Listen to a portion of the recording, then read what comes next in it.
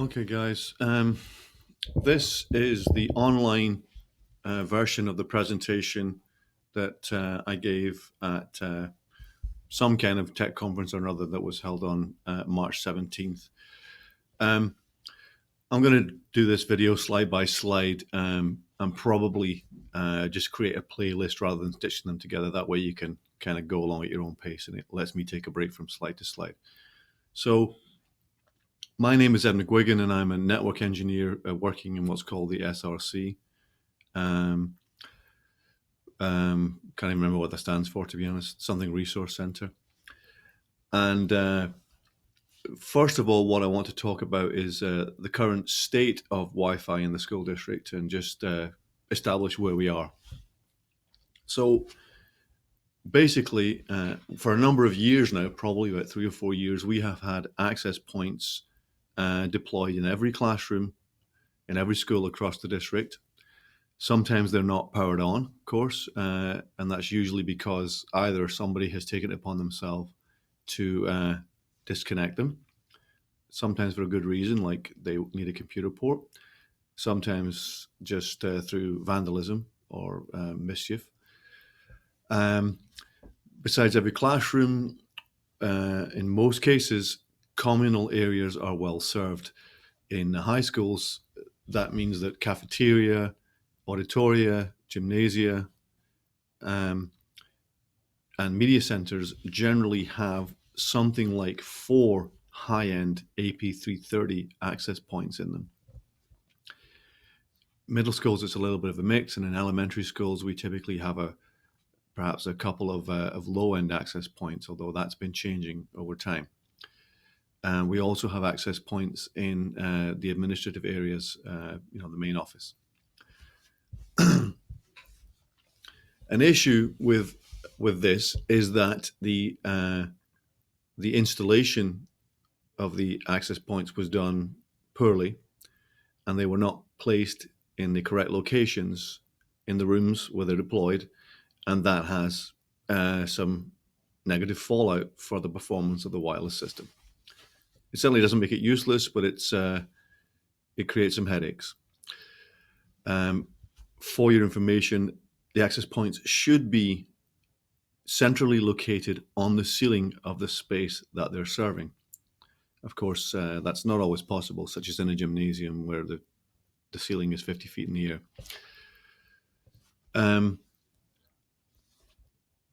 So if we look at the current client population, there's some level of concern, but it's ever less concern. The main thing has been the presence of older laptops which were not equipped with an adequate Wi-Fi card. We really need, for good service, for all of our devices on the network to be capable of operating on the 5 gigahertz band. And the Latitude E5430 laptops are not. There are problems with the 2.4 gigahertz band. It's much more prone to interference between locations, such that if you happen to have, so let's say 3 carts of E5430s being used in adjacent rooms, you're going to have some degradation of service. But as I say, those devices are being quickly phased out, and we are having an influx of Chromebooks, which have a very good wireless spec, and that should improve things. A quick mention about mass testing. Mass testing for me means using devices in a single space where you're going beyond a normal cart full. So when you're going beyond 30.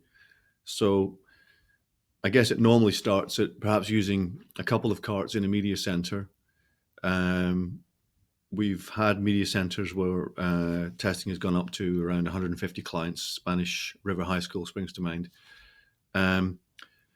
We've had some testing done in cafeteria, and the high end has been testing in gymnasia with Dreyfus, I guess, being the record holder, having tested more than 300 students.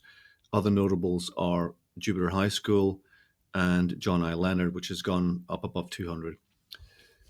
Jupiter's probably been up around 250, I think, by now.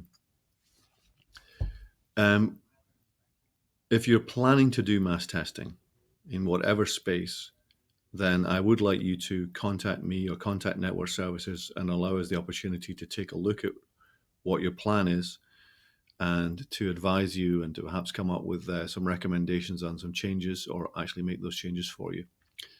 Um, we would also advise you to make sure that you do a realistic dry run to really make sure that you are going to be ready on the day and that things are going to work.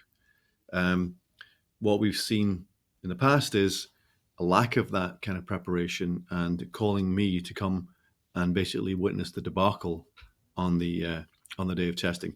I mean, I say debacle, but in all honesty, we haven't really had that many problems. Certainly since I've been looking at it, mainly because we've been able to get out ahead of the problems, and of course our client population is improving.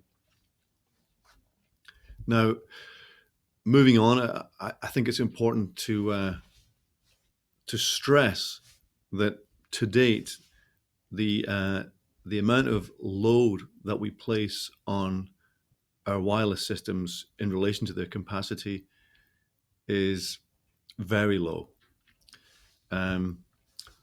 There's often the suspicion that there are issues with a lack of capacity, with interference, and on in the actual wireless area of the network from between the laptop and the access point, and this just isn't true.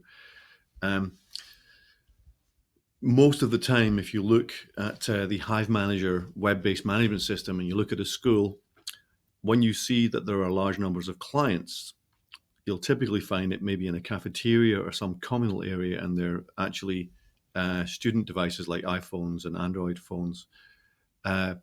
Oftentimes, they're also iPad carts, which are sitting in a school tech's office and are not in use, or they can also be Mac, Apple Mac devices, again, which are sitting in a lab and not being used. It's actually quite hard to find any instance at a given school of actual high bandwidth usage by any population of clients. Even when testing is going on, the amount of bandwidth which is exchanged between the client and the testing servers out on the cloud is laughably low. When we looked at John I. Leonard recently, we looked at the Chromebooks that had been involved in testing, and over a period of several hours, the total data that had been exchanged across the wireless between the Chromebooks and the test servers was 2 megabytes. For Windows devices, it was significantly more, but still not a lot. It was 30 megabytes, but that's Windows, and I'm guessing what that is Windows updates or antivirus updates or just general excessive chit chat on the part of Windows. But those are still laughably low amounts of data, and there is just simply no suggestion that there is any strain on the network, any possible bottleneck of capacity. Of course, we have to keep looking at that because I expect and I'm hopeful that at some point we're going to put some strain on the network.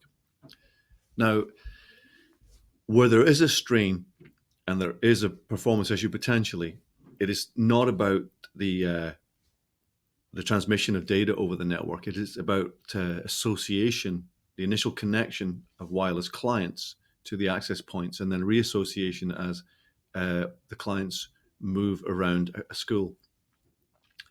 And that is actually where there's some level of strain, certainly more level of strain than there is in terms of data transmission.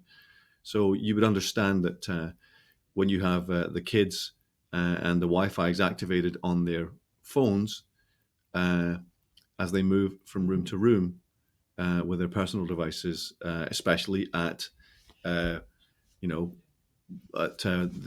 times between classes when there is this huge mobility, that's potentially a performance strain on the access points. And I have to say that I haven't really looked at that in that much detail, but it is something that we perhaps need to try and observe and see what happens. Obviously, as well, when we have laptop carts moving from room to room, and when you bring up a full cart of laptops against an access point in a room, that represents a moment of peak load for that access point.